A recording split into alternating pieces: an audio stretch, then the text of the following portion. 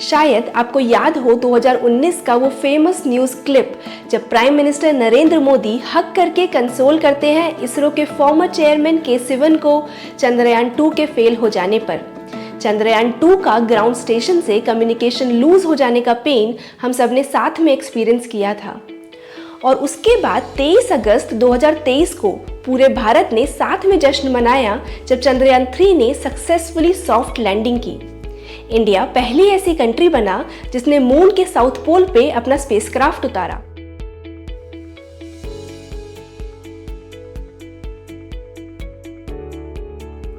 एक और खास बात रही इस मिशन की जिसको लेके एक ट्वीट बड़ा वायरल हुआ।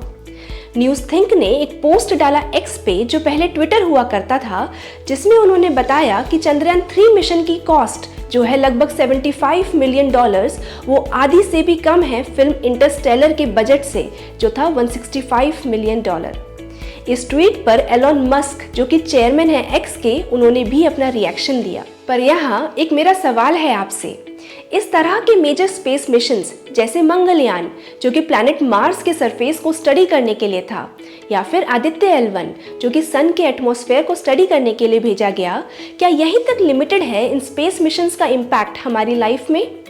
क्या आपके दिल में भी ये सवाल आता है कि क्यों इतना पैसा, टाइम एंड एफर्ट्स लगा के इन मिशंस को स्पेस में भेजा जाता है?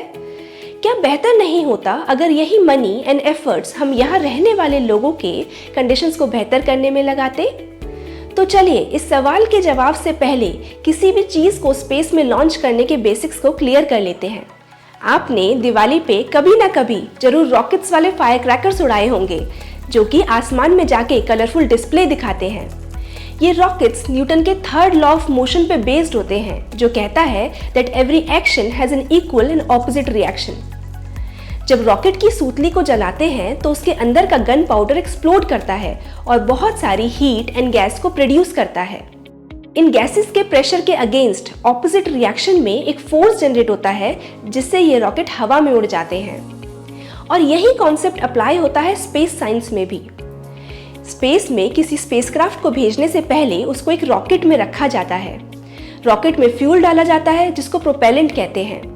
रॉकेट में प्रोपेलेंट की क्वांटिटी उतनी होनी चाहिए जो रॉकेट को ग्रेविटी के अगेंस्ट अर्थ के एटमॉस्फेयर को क्रॉस करने का एक फोर्स प्रोवाइड कर सके और रॉकेट एक सेफ डिस्टेंस पे पहुंच जाए। वहां जाके ये रॉकेट्स सैटेलाइट्स या स्पेसक्राफ्ट्स को रिलीज कर देते हैं और उसके बाद ये एटमॉस्फेयर में दोबारा एंटर करते हुए या तो बर्न आउट हो जाते हैं या फिर ओशन में आके गिर जाते हैं। आज की वीडियो में हम इंडिया के बढ़ते स्पेस सेक्टर को समझेंगे और समझेंगे कि कैसे स्पेस एक्सप्लोरेशन हमारी डे टू डे लाइफ से जुड़ा हुआ है। नमस्कार, my name is Neha Gupta and thank you for watching my channel. 1962 में प्राइम मिनिस्टर जवाहरलाल नेहरू ने साइंटिस्ट डॉक्टर विक्रम साराभाई के सजेशन पर Indian national committee for space research को एस्टैब्लिश किया। डॉक्टर विक्रम साराभाई इंडिया के one of the greatest scientist थे जिन्होंने इंडिया में स्पेस रिसर्च की जरूरत को उस टाइम पे महसूस किया था। इस कमेटी ने अपना पहला rocket launching station Thumba, Kerala में सेटअप किया। 1969 में इनकोस्पर को इसरो में बदल दिया गया। ISRO Indian space research organisation India की नेशनल स्पेस एजेंसी है जो कि डिपार्टमेंट ऑफ स्पेस के अंडर काम करती है। इसके बहुत सारे सेंटर्स ऑल ओवर इंडिया में हैं, जैसे Vikram Sarabhai space centre Thiruvananthapuram, UR Rao satellite centre Bengaluru, Satish Dhawan space centre Sriharikota etcetera. India ने अपनी फर्स्ट सैटेलाइट 1975 में आर्यभट्ट के नाम से लॉन्च की। इसे इसरो ने बनाया था और इसे रशिया के लॉन्च साइट पे रशिया के ही लॉन्च व्हीकल से लॉन्च किया गया। तब इंडिया के पास अपने लॉन्च व्हीकल बनाने की टेक्नोलॉजी नहीं थी। ये एक एग्रीमेंट के अंडर हुआ जिसमें इंडिया की सैटेलाइट को लॉन्च करने के बदले में इंडिया ने रशिया को अलाउ किया कि वो उसके पोर्ट्स यूज करेगी शिप्स को ट्रैक करने के लिए। 200 साल की गुलामी के बाद अभी भारत को आज़ाद हुए 30 साल भी नहीं हुए थे कि इसरो ने 1976 में एक ऐसा एक्सपेरिमेंट किया जिसे वर्ल्ड का लार्जेस्ट सोशियोलॉजिकल एक्सपेरिमेंट भी कहा जाता है। ये एक्सपेरिमेंट था स्पेस टेक्नोलॉजी को यूज करके गांव में रहने वाले फाइनेंशियली बैकवर्ड और एकेडमिकली इलिटरेट लोगों तक टीवी प्रोग्राम्स के थ्रू इंफॉर्मेशन को पहुंचाने का। पर इंडिया के पास इसके लिए अपनी सैटेलाइट्स नहीं थी, तो नासा जो कि अमेरिका की स्पेस एजेंसी है उसके साथ कोलैबोरेशन में एक्सपेरिमेंट किया गया। नासा की ATS-6 सैटेलाइट्स को इंडिया के ऊपर स्टेशन किया गया ताकि टीवी प्रोग्राम्स जो ऑल इंडिया रेडियो ने प्रोड्यूस किए थे उनको ब्रॉडकास्ट किया जा सके। ये इंडिया का फर्स्ट अटेम्प्ट था जहां स्पेस टेक्नोलॉजी को रूरल इंडिया की एजुकेशन के लिए यूज किया गया। 6 स्टेट्स के 2400 विलेजेस में रहने वाले 2 लाख लोगों ने इस एक्सपेरिमेंट का फायदा उठाया। 3, 2, 1, roll begin.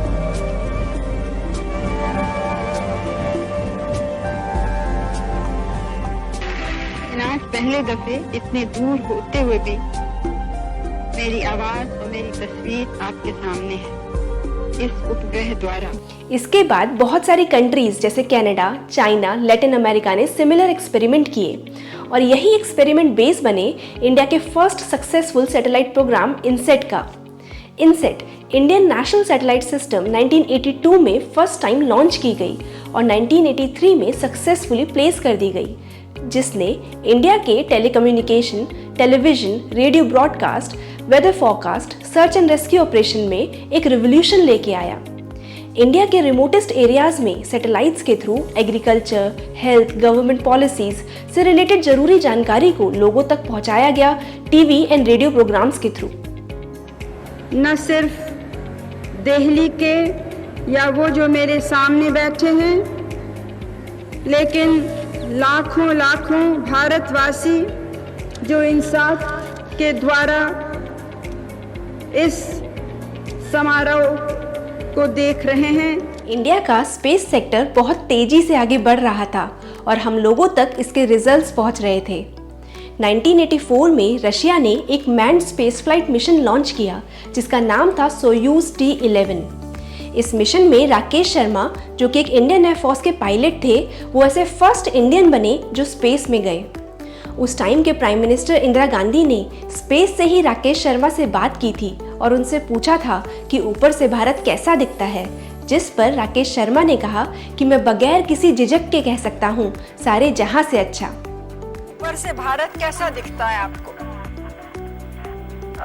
जी मैं बगैर किसी झिझक के कह सकता हूँ, सारे जहां से अच्छा। इसके साथ साथ इंडिया सैटेलाइट लॉन्च व्हीकल्स की टेक्नोलॉजी पर भी कंटिन्यूसली वर्क कर रहा था। First time satellite launch vehicle programme SLV 1979 में एक फेल्ड एक्सपेरिमेंट से शुरू हुआ और 1983 में इस मिशन ने सक्सेसफुली अपने टारगेट को अचीव किया, जो था 400 किलोमीटर डिस्टेंस तक 40 kg के स्पेसक्राफ्ट को लेके जाना। और यही प्रोग्राम बेस बना एडवांस लॉन्च व्हीकल्स का, जैसे PSLV, GSLV। और आज इंडिया के पास बेस्ट लॉन्च व्हीकल्स की टेक्नोलॉजी है जो सिर्फ अपने ही नहीं, फॉरेन सैटेलाइट्स को भी लॉन्च करने के लिए काम में आते हैं। गवर्नमेंट डेटा के अकॉर्डिंग 2019 तक 300 से ऊपर कस्टमर सैटेलाइट्स, जो कि 33 अलग अलग कंट्रीज से थी, कमर्शियली लॉन्च की जा चुकी हैं। सैटेलाइट्स बहुत तरीके की होती हैं, जैसे remote sensing satellite, navigation satellites, communication satellites, etcetera. Remote sensing satellites को एक एग्जाम्पल से समझते हैं। जनरली वेदर फॉरकास्ट हम लोगों के डेली कॉन्वर्सेशंस का एक पार्ट होते हैं, जिनको हम लोगों तक पहुंचाने में इन्हीं रिमोट सेंसिंग सैटेलाइट्स का एक सिग्निफिकेंट रोल होता है। ये सैटेलाइट्स अर्थ और दूसरे प्लैनेट्स को एक डिस्टेंस से ऑब्जर्व करती हैं और ग्राउंड पे डेटा सेंड करती हैं, जैसे क्लाउड कवर कितना है, विंड की स्पीड और डायरेक्शन डिफरेंट हाइट्स पे कैसी है, स्नो कवर कितना है, मॉइस्चर की इंटेंसिटी कैसी है, एक्सेट्रा। ये डेटा ग्राउंड पे पहले प्रोसेस किया जाता है और फिर डिफरेंट सेक्टर्स जैसे एग्रीकल्चर, वेदर, डिजास्टर्स को सेंड कर दिया जाता है। इन्हीं सैटेलाइट्स को एक और एग्जाम्पल से समझते हैं। जब कहीं पे बाढ़ आती है या डिजास्टर होता है तो ये सैटेलाइट्स एक इम्पॉर्टेंट मीडियम बनती है इमरजेंसी को हैंडल करने के लिए। ऐसे टाइम पर जब telecom services, land networks, wifi services सब हॉल्ट हो जाते हैं तो सैटेलाइट फोन्स एक क्रिटिकल कम्युनिकेशन प्रोवाइड करते हैं रेस्क्यू टीम को, ताकि जो लोग अटक गए हैं और कट ऑफ हो गए हैं सबसे, उनसे दोबारा कनेक्ट कर सकें और उन्हें बचा सकें। सैटेलाइट्स हेल्प करती हैं जिस एरिया में फ्लड्स आए हैं उनको मैप करने में, नेविगेबल रोड्स को सर्च करने में और जो लोग अटक गए हैं उनको बचाने में। आप सबने GPS तो सुना ही होगा। ये होता है ग्लोबल पोजिशनिंग सिस्टम। ये एक सैटेलाइट बेस्ड नेविगेशन सिस्टम है जो USA ने बनाया है और ये 24 सैटेलाइट्स का एक कॉन्स्टेलेशन है। ये अर्थ पे किसी भी चीज का प्रिसाइज लोकेशन बता सकता है विद एक्यूरेट टाइमिंग्स। ऐसा ही इसरो ने भी एक रीजनल नेविगेशन सैटेलाइट सिस्टम बनाया है जिसको नाविक कहते हैं, नेविगेशन विद इंडियन कॉन्स्टेलेशन। इसमें 7 सैटेलाइट्स हैं और इसका प्राइमरी सर्विस एरिया है इंडिया का land mass and 1500 kilometre from its geopolitical boundaries. ये आज पूरी तरीके से ऑपरेशनल है, लेकिन इसको सपोर्ट करने के लिए नाविक कंपैटिबल माइक्रोचिप्स स्मार्टफोन के हैंडसेट्स में होनी चाहिए। Apple, Xiaomi, OnePlus, Oppo, Vivo के कुछ मॉडल्स जो इस एप्लीकेशन को सपोर्ट करते हैं वो ऑलरेडी इंडियन मार्केट में हैं। गवर्नमेंट का टारगेट है कि दिसंबर 2025 तक सारे फोन्स में नाविक कंपैटिबल माइक्रोचिप्स हों। चंद्रयान 3 के सक्सेस के बाद इसरो गगनयान की तैयारी में जुटा है, जो कि एक मैन्ड स्पेस फ्लाइट मिशन होगा। इसमें 4 एस्ट्रोनॉट्स स्पेस के 3 डेज मिशन पे जाएंगे और एक्सपेरिमेंट्स कंडक्ट करेंगे। इन 4 एस्ट्रोनॉट्स की ट्रेनिंग ऑलरेडी लास्ट 5 ईयर्स से रशियन एंड इंडियन सेंटर्स पे चल रही है। एस्ट्रोनॉट्स को भेजने से पहले इस साल 2024 में एक फीमेल रोबोट एस्ट्रोनॉट को भेजने का टारगेट है। इसका नाम होगा व्योममित्रा और ये स्पेस में जाकर क्रिटिकल लाइफ सपोर्टिंग ऑपरेशंस करेंगी। तो देखिए कितना वास्ट है स्पेस एक्सप्लोरेशन और कितना इंटीग्रेटेड है आपकी और हमारी डेली लाइफ से। इसी के साथ साथ इंडिया का बढ़ता स्पेस सेक्टर इंडिया के टैलेंटेड यूथ के सपनों को उड़ान देने का एक प्लेटफॉर्म है जो उनके पोटेंशियल को एक नया आयाम देगा। जय हिंद। अगर आपको मेरी वीडियो अच्छी लगी हो तो मेरी वीडियो को लाइक एंड शेयर करें और मेरे चैनल को सब्सक्राइब करें। Thank you.